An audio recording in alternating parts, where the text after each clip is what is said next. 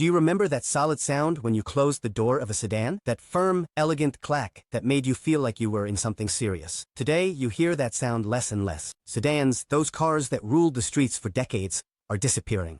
And no, it's not just a trend. It's not a decision that happened overnight either. What you're about to discover in this video is a story of deep transformation. An industry that changed course, a generation that traded elegance for practicality, and a main character that, quietly, is being pushed into history. For decades, there was an undisputed king on the streets, in dealerships, and even in the dreams of many, the sedan, a vehicle that stood for elegance, stability, and above all status. Think about it for a moment. Who doesn't remember the classic Toyota Corolla, the Honda Civic, or the Volkswagen Jetta as the family's dream car? They were synonymous with progress. But that reign, which seemed unbreakable, started to crack without many people noticing. To understand this story, we have to go back to when sedans weren't just popular, they were everywhere.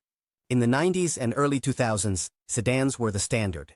It didn't matter if you were a parent, a young professional, or a high-level executive, chances were your vehicle was a sedan.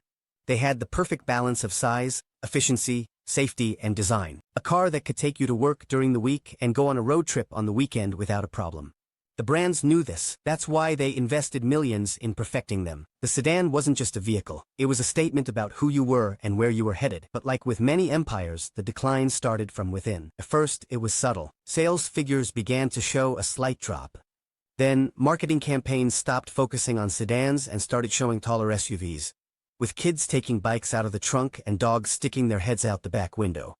The decline of the sedan wasn't due to a technical failure or scandals. It was simply that the world changed, and sedans didn't know how to adapt in time. But who took their throne?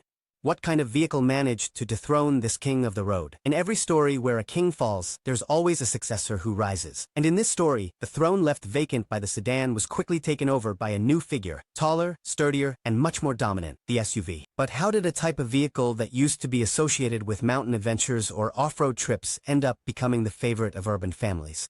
There isn't just one answer. It's a powerful combination of perception, comfort, and perfectly executed marketing strategy. First, perception. SUVs started being sold not just as utility vehicles, but as an extension of the modern lifestyle. They were spacious, safe, ideal for people with kids, pets, or anyone who just wanted to feel bigger on the road. And that's actually one of the most interesting psychological keys to their success: the height. Second, comfort. Over the years, SUVs evolved. They stopped being rugged and rough, and started offering luxurious finishes, advanced technologies, and a much smoother ride. Some even surpassed sedans in driving quality and interior comfort. And finally, the masterstroke, marketing. Car brands realized that it was no longer just about selling cars, it was about selling experiences. And SUVs were the perfect canvas to build that narrative. A happy family loading suitcases for a road trip, a young couple putting their bike on the rear bike rack, or a modern executive arriving at a meeting in her hybrid SUV, quiet and sophisticated. That's how models like the Toyota RAV4, Honda CR-V, Ford Escape, or Mazda CX-5 began to gradually replace the sedans that used to dominate those segments. Even luxury brands made their move.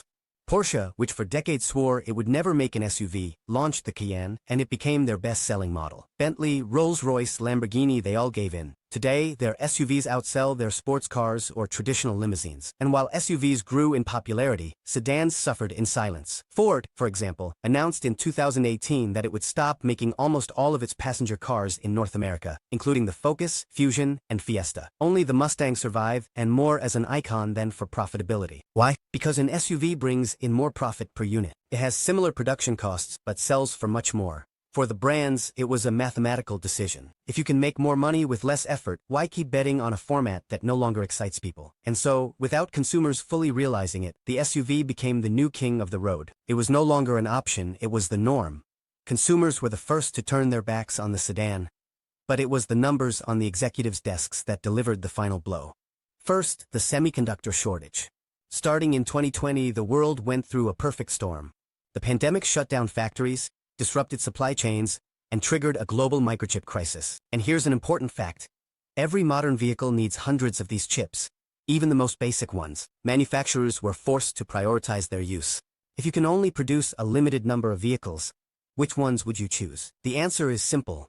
the models that bring in the most profit. And sedans were no longer those models. While a mid-range sedan might bring in profits of between $1,500 to $2,000, an SUV built on the same platform but with more features can generate twice as much. Same effort, greater reward. Second, inflation and rising material costs. With steel, aluminum, and other key materials getting more expensive, making cars became costlier than ever. And if the sedan was already less profitable to begin with, this new reality pushed it even closer to the edge. On top of that, the average customer was willing to pay more for an SUV. For example, if a Toyota Corolla cost $24,000, customers were happy to spend $28,000 on a RAV4. It was just a little more for them, but for the brand, it meant a lot more revenue. Third, models that were no longer justifiable. An affordable sedan like the Ford Fiesta was no longer competitive compared to a compact SUV like the Ford EcoSport. They were similarly priced, but the SUV was seen as a better investment. This is where another factor comes into play: perceived value. People felt that with an SUV they were getting more space, more safety, more status. That's how brands like Ford,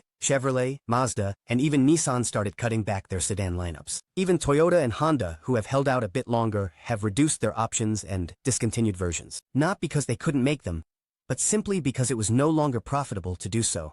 If in the developed world sedans started to disappear due to strategy and profitability reasons, in the Americas the phenomenon was even more drastic. For years, the first new car for many families was a sedan. The Chevrolet Aveo, the Hyundai Accent, the Nissan Sentra, the Renault Logan. Affordable, reliable models with enough space to do a little bit of everything. According to 2024 data, new car sales dropped by more than 25% year over year. A figure that not only raises concerns but shakes the entire structure of the market. And although this drop affected all segments, sedans were hit the hardest. When the economy gets tight, the sedan is no longer a viable option. And if someone has to make an effort to go into debt, they'll do it for a vehicle that offers more versatility. A used SUV, a pickup truck, or even a motorcycle. There are historic models like the Chevrolet Sail or the Mazda 3, which were once bestsellers, that have lost their presence or have been quietly discontinued. And it's not just because of the brand's whims. The reality is that producing a locally made mid-range sedan with current costs is no longer profitable, especially when imported SUVs from Asia, manufactured at lower costs, arrive ready to compete with better features. Here's where a painful contradiction comes in. The average person still wants a sedan. They like its shape, fuel efficiency, and history, but when they get to the dealership, there are no options. And if there are, they're more expensive or come poorly equipped than an entry-level SUV. And in the midst of this forced transition, a new stage is emerging, that of electric and sustainable cars. A stage that once again leaves the sedan lagging behind, at least for now. If there was one change that truly redefined the automotive game in the last decade, it was this: the electrification of transportation. Today, when we hear about the car of the future, we picture it running silently, with no exhaust smoke, connected to an app, and most likely it won't be shaped like a sedan. The transition to electric vehicles isn't just a trend or a green preference. It's a change of era, driven by environmental regulations, social pressure, and technological advances that can't be reversed. But why does this new future seem to have no room for sedans? Because electric vehicles require a different architecture. If you look at the most successful electric models on the market, you'll find that almost all of them are SUVs. Tesla Model Y, Hyundai Ioniq 5, Ford Mustang Mach-E, BYD Atto 3, Kia EV6. They all follow the same trend: taller, more versatile, more urban, because sustainability has also become an image. Today, if a brand wants to show its commitment to the environment, it does so by launching an electric SUV. And it does it with campaigns where the car crosses mountains without emitting gases or charges, while the family camps under the stars. And because electrification needs money, a lot of money, developing an electric car costs hundreds of millions. And as we've already seen, if making an electric sedan brings in less profit than an electric SUV, the decision makes itself. That's why brands like Ford have gone all in on the Mach-E, not the Focus Electric. Volkswagen is making more ID.4s than ID.3s. Even Mercedes, long known for luxury sedans, is shifting its electric lineup toward premium SUVs. So, does the sedan have a future? Not so fast. Despite everything, some manufacturers are still betting on it. Tesla, for example, still has the Model 3, an electric sedan, among its best-selling models.